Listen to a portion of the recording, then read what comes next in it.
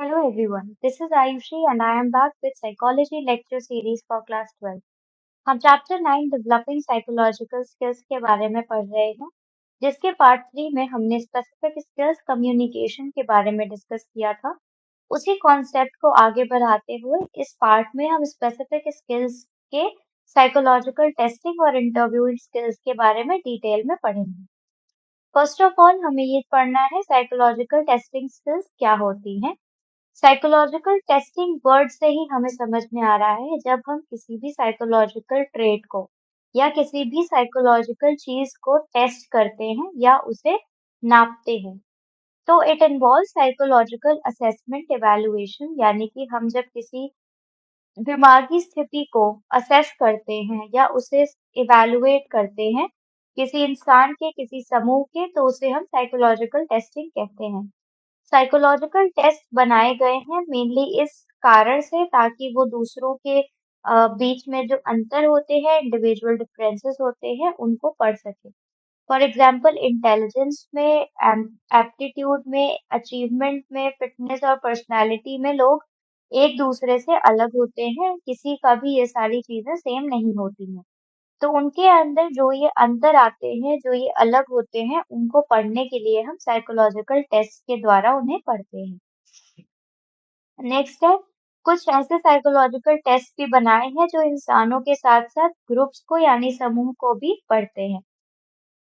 Psychologist जो होते हैं उन्हें इन डिफरेंसेस को पढ़ना आना चाहिए, उन्हें ऑक्यूपेशन, जेंडर, एज इन सब के हिसाब से और लोगों के साइकोलॉजिकल टेस्ट को डेवलप करना आना चाहिए जिसके द्वारा वो लोगों के बारे में जानकारी हासिल कर सके। साइकोलॉजिकल टेस्ट जो होते हैं वो ऑब्जेक्टिव होते हैं यानी कि वो समय पर बदलते नहीं हैं। साइंटिफिक होते हैं यानी कि वो सच सच बातें बताते हैं। स्टैंडर्डाइज्ड होते हैं यानी उन्हें बदला नहीं जा सकता, उनका एक स्टैंडर्ड सेट होता है जिसके द्वारा ही हम टेस्ट करते हैं। नेक्स्ट है साइकोलॉजिकल असेसमेंट के लिए क्या-क्या चीजें होना जरूरी है।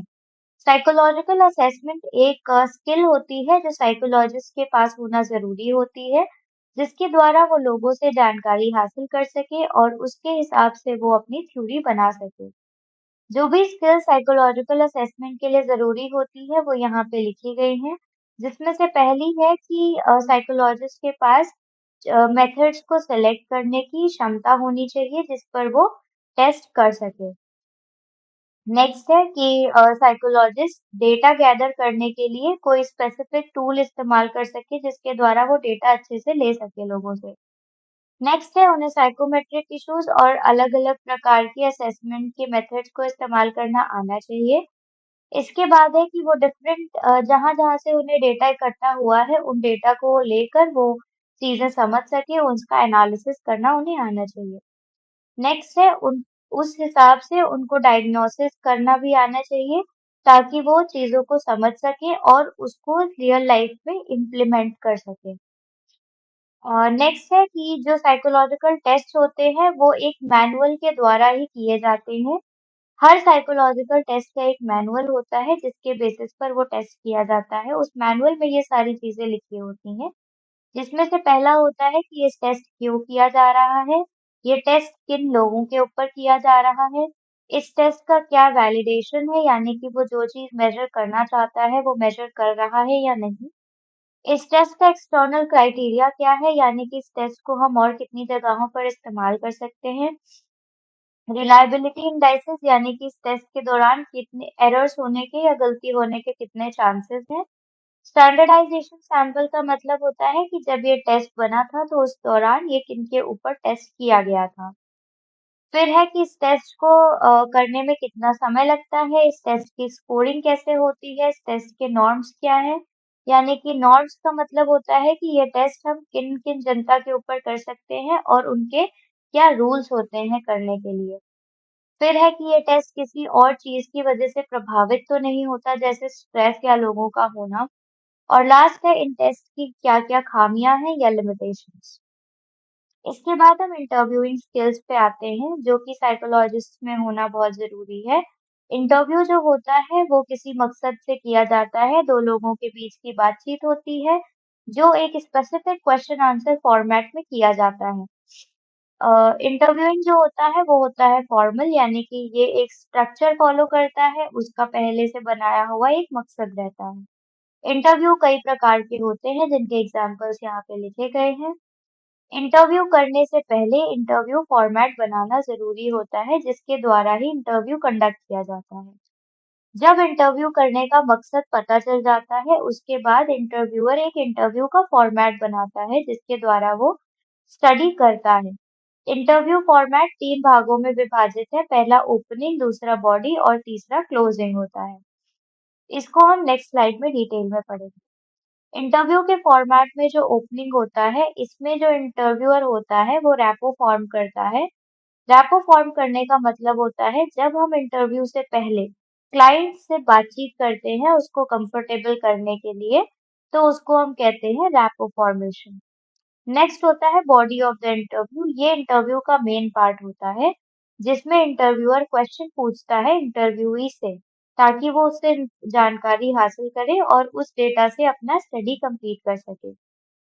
क्वेश्चंस का एक सीक्वेंस होता है जो इंटरव्यूअर बनाता है। इस सेट ऑफ क्वेश्चंस को हम कहते हैं शेड्यूल, जिसके द्वारा इंटरव्यूअर इंटरव्यू कंडक्ट करता है और इंसान से जानकारियां हासिल करता है। लास्ट है क्लोजिंग ऑफ द इंटरव्यू। जब वो इंटरव्यूअर से क्वेश्चंस पूछ लेता है, तो उस डेटा को समराइज करता है, उससे कोई कंक्लूजन निकालता है जिससे ये पता चलता है कि इस स्टडी से उसे क्या सीखने को मिला है। क्लोजिंग के दौरान इंटरव्यूअर को इंटरव्यूई को एक मौका देना चाहिए ताकि वो उससे सवाल पूछ सके और कमेंट्स दे सके कि इंटरव्यू के दौरान उसे कैसा महसूस हुआ। इंटरव्यू के क्वेश्चंस के कई प्रकार के होते हैं जो यहाँ पे मेंशन्ड है। पहला है डायरेक्ट क्वेश्चंस, यानी कि ये स्पेसिफिक क्वेश्चंस होते हैं जिनका आंसर केवल एक होता है। फॉर एग्जाम्पल, आपने लास्ट काम कहाँ पर किया था, तो इसका एक ही आंसर है, तो इंसान ने जहाँ काम किया होगा वो उत्तर दे देगा। नेक्स्ट है ओपन एंडेड क्वेश्चंस। ये डायरेक्ट नहीं होते हैं, इस पे इंसान अपने हिसाब से उत्तर दे सकता है। फॉर एग्जाम्पल, आपको अपनी पिछली जॉब में कितनी खुशी होती थी, तो इंसान को जिस प्रकार से उसकी पिछली जॉब में महसूस होता था वो उस हिसाब से इसका उत्तर दे सकता है। नेक्स्ट है close ended question. Close ended question में हमने हमें दो ऑल्टरनेटिव्स दिए जाते हैं, यानी दो चीजें दी जाती है जिसमें से हमें एक का चुनाव करना होता है। फॉर एग्जाम्पल, क्या आपको लगता है कि किसी प्रोडक्ट की जानकारी ज्यादा जरूरी है या बातचीत करने की क्षमता ज्यादा जरूरी है, तो इसमें से कोई एक ही उत्तर इंटरव्यूई चूज कर सकता है। नेक्स्ट है बाइपोलर क्वेश्चन। बाइपोलर क्वेश्चंस वो क्लोज एंडेड क्वेश्चंस होते हैं जिसके उत्तर या तो यस होते हैं या तो नो होते हैं। फॉर एग्जाम्पल, क्या आप इस कंपनी के लिए काम करना चाहते हो, तो इसका उत्तर या तो हाँ होगा या तो ना होगा। नेक्स्ट है लीडिंग क्वेश्चंस। लीडिंग क्वेश्चंस वो क्वेश्चंस होते हैं जो किसी स्पेसिफिक आंसर के लिए ही पूछे जाते हैं। फॉर एग्जाम्पल, क्या आप इस कंपनी में यूनियन नहीं लाना चाहते हो क्या? तो ऑब्वियस सी बात है, अगर ऐसे क्वेश्चन कोई पूछेगा तो उत्तर इसका हाँ ही होगा। इसीलिए इस स्पेसिफिक आंसर के लिए ये क्वेश्चन पूछा गया है। नेक्स्ट है मिरर क्वेश्चंस। ये वो क्वेश्चंस होते हैं जो इंसान को पहले दिए हुए उत्तर के बारे में और ज्यादा जानकारी देने के लिए प्रेरित करते हैं। फॉर एग्जाम्पल, आपने पहले कहा था कि अगर आप मेहनत नहीं करोगे तो आपको कामयाबी नहीं मिलेगी। क्या आप एक्सप्लेन कर सकते हो कि ऐसा क्यों होता है? तो पहले जो इंसान ने उत्तर दिया था कि मुझे कामयाबी नहीं मिलेगी, उसी हिसाब से इस क्वेश्चन को और आगे बढ़ाया गया है कि ऐसा क्यों होता है। इंटरव्यू के क्वेश्चंस आंसर करने के दौरान हमें कुछ चीजें ध्यान में रखनी चाहिए, जिसमें से पहली होती है, अगर आपको कोई क्वेश्चन समझ में नहीं आया हो तो आप उसे दोबारा क्लैरिफिकेशन के लिए पूछ सकते हैं और पूछना चाहिए। नेक्स्ट है, आप आज जब भी कोई जवाब दे रहे हो तो उस जवाब में क्वेश्चन को रीस्टेट करो, दोबारा से दोहराओ, जिससे ये क्लियर हो जाए कि आप किस क्वेश्चन का उत्तर दे रहे हैं। नेक्स्ट है, आपको एक समय पर एक ही उत्तर देना चाहिए। और लास्ट है, अगर कोई नेगेटिव क्वेश्चंस आपसे पूछे गए हैं तो उसको पॉजिटिव में बदलने की कोशिश करना चाहिए। इस टॉपिक से रिलेटेड अगर आपको कोई भी डाउट्स या क्वेरीज है तो आप अपने क्वेश्चंस कमेंट सेक्शन में पूछ सकते हैं। साइकोलॉजी से रिलेटेड ऐसी ही एजुकेशनल वीडियोस के लिए गुरुकुल चैनल को सब्सक्राइब करना ना भूलें।